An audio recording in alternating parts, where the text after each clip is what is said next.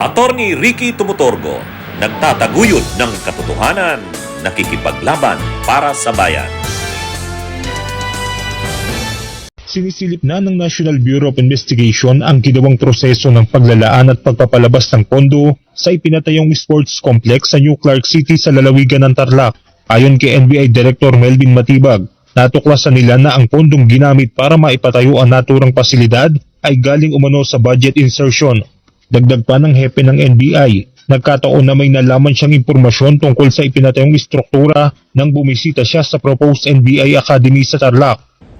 Nakarating sa amin, may titingnan kami rito, may kailangan kami imbestigahan dahil nakarating kami rito, bilyon-bilyon pala yung pumasok dito na pera na unliquidated. At merong private company rito na na-involve na binayaran ng 10 billion at ang pagbabayad insertion sa GAA na hindi binayad. So ito, imbestigahan namin ito. Malaking kaso rin ito. Bukod sa naturang sports complex, iniimbestigahan din ng NBI ang issue ng umano'y 50 million pesos na halaga ng itinayong cauldron na siyang pinaiilawan bilang hudyat ng pagsisimula ng malalaking Olympics. Iba pa yun, yung sa Caldero na kaso, I think it's ongoing pero sisilipin na rin namin. Ito yung tungkol dun sa, it's a Malaysian company na sila yung nag-build ditong port area na to. Walang bidding, tapos nabayaran ng mabilisan na 10 billion yung halaga, congressional insertion. Matatandaan na noong taong 2019, ginamit ang naturang sports complex noong maging host ang Pilipinas para pagsagawaan ng Southeast Asian o SEA Games. Sir, how can, of course, baka lang makulayin na naman ang politika kasi syempre, hindi kayo, parang lagi kayong nagbabanghayan kasi ni Senator Cayetano. So, how can the public be assured na this will be an impartial investigation? Unang-una, hindi naman ako nakikipagbangayan sa kanya. I'm always respectful to everybody, especially to the member of the Senate. It so happens siguro na siya involved dito, no? At tayo naman, ang record naman ng NBI, we'll always go where the evidence will lead us, kung ano yung batas, kung ano yung proseso, no? So, kung sa kailangan natin siyang tanungin, we will respectfully ask him to give light to this. And I'm sure si Senator Alan, kung siya kasama rin dito, I'm sure that he will appreciate na maimbestigahan natin dito ng maayos. Yun ang problema ni Cayetano dyan. At doon naman na-realize ni Pia, mukhang seryoso. Ay kung seryoso, ay problema ito ng kapatid niya. Siyempre kapatid niya yan. So pinagtatalaban ngayon ni Pia. So I don't know anything about this statement of Director Matibag. But it bothers me to hear this. I now remember that I saw a message pop up in my phone which hindi ko nga pinansin kasi nga ito yung important issue ko na pag-aralan ko tong memorandum ng mga parties na inabala nga naman nilang very lengthily and exhaustively na nila dinidiscuss in a written document. But I recall now na may nag-pop up na message from a coach telling me na gustong pa-imbestigahan yung SEA Games. And di ko talaga pinansin. And now Alan brings it up and I am bothered. There is no jurisdiction in the world that allows a judge to be pressured and intimidated. And I ask each one of you, my dear colleagues, payag ba tayo sa ganito? Ganito na ba tayo dito ngayon? Pero I'm asking you, dear colleagues, huwag tayong papayag. Biglang nagmakaawa. Biglang nagmakaawa si Pia Cayetano. Ha? Sa mga colleagues daw, biglang, dati di ba, mayabang sila Cayetano. Yung magkapatid, mayabang sila. Kahit kila sa grupo nila Lacson, nila Gatchalian, sa grupo nila Soto, nila Risa, kung binibira nito nila Cayetano, ayaw nga nilang mag-cooperate, di ba? Ayaw nilang mag-cooperate, pinahirapan pa nila ang Senado, ginulo nila ang Senado. Silang dalawang magkapatid ang promotor nun. Tapos ngayon, bigla, to our colleagues here in the Senate, papayagan ba natin ang ganito? biglang tinawag na colleagues yung mga, biglang naisipan na ang mga kapwa niya senador humihingi ng tulong. Actually, ang hinihingi ng magkapatid, mag-stand up ang Senado. Manindigan ang Senado, ipaglaban sila si Alan na wag hayaan na gawin ni Matibag yung pag-iimbestiga. Kasi kung ano man ang plano ni Matibag, wag ituloy. Yun ang tapos ang gustong mangyari ng magkapatid, mag-stand ang Senado, manindigan. Parang collective na stand ng Senado na patikusin si Matibag sa gagawin nitong pag-iimbestiga. Kasi yun ay aki sa Senado. Wala, tahimik lang yung mga senador. Sa tingin nilang magkapatid, makukuha nila ang simpatya ng mga kapwa nila senador. Wala doon. Sobra nilang pinahirapan yung mga kapwa nila senador. Isang buwan halos na silang dalawang magkapatid ay ginulo ang Senado kasama sila Marcoleta. Kahit nagmamakaawa na sila Tulfo, nagmamakaawa na sila Lacson, nagmamakaawa na sila Gatchalian, anong ginawa nila Cayetano?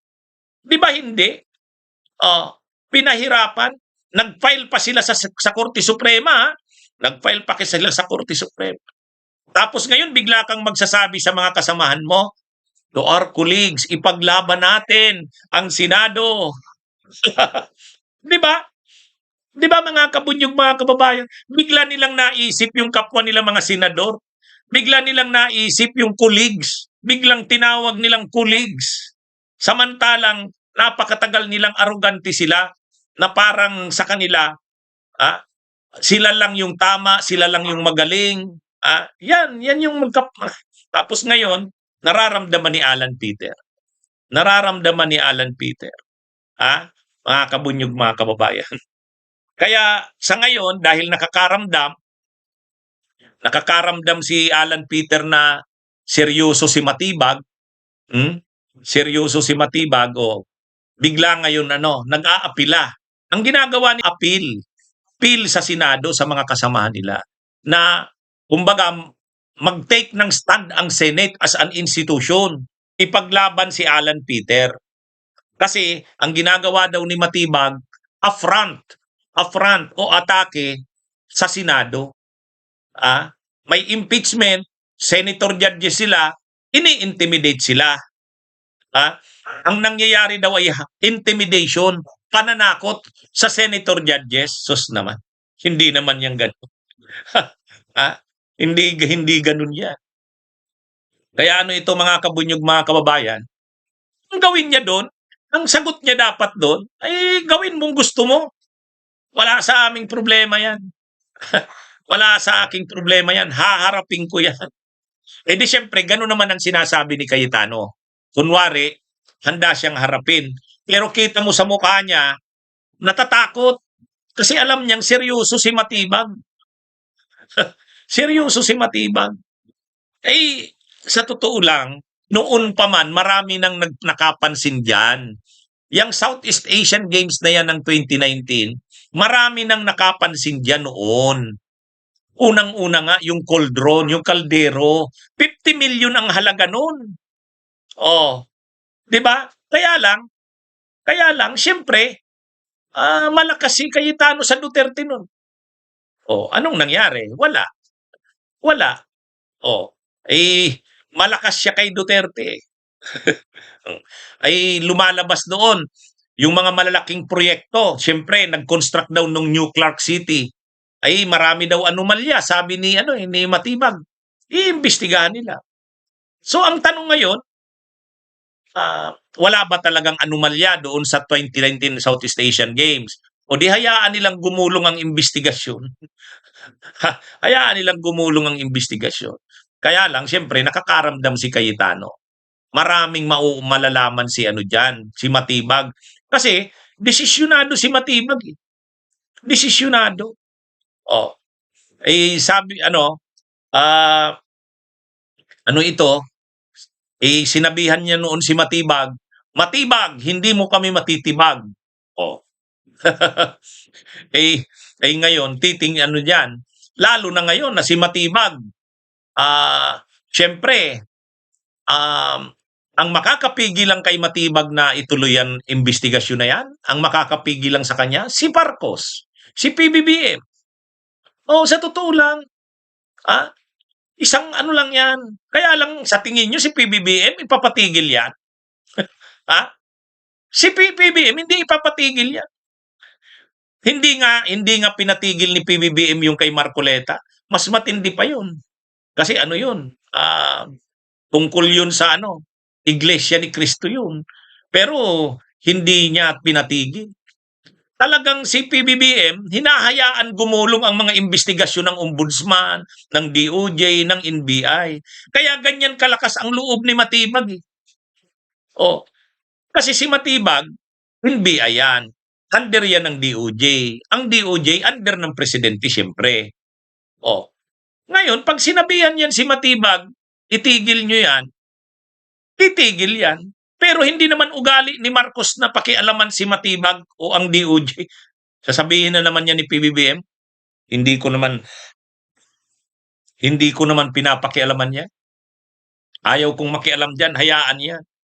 Oh, lalo pa sila Cayetano, yung magkapatid, talaga namang binibira nila si Marcos. Oh, di siyempre, ganyan ang buhay eh. Di ba? Ganyan ang buhay. Bunyog, bunyog, halikan na kasama ka. Bunyog, kapag buklod ay may pag-asa. Luzon, Visayas, Mindanao, isa ang pananaw. Sa bagong Pilipinas ang bunyog isisigaw.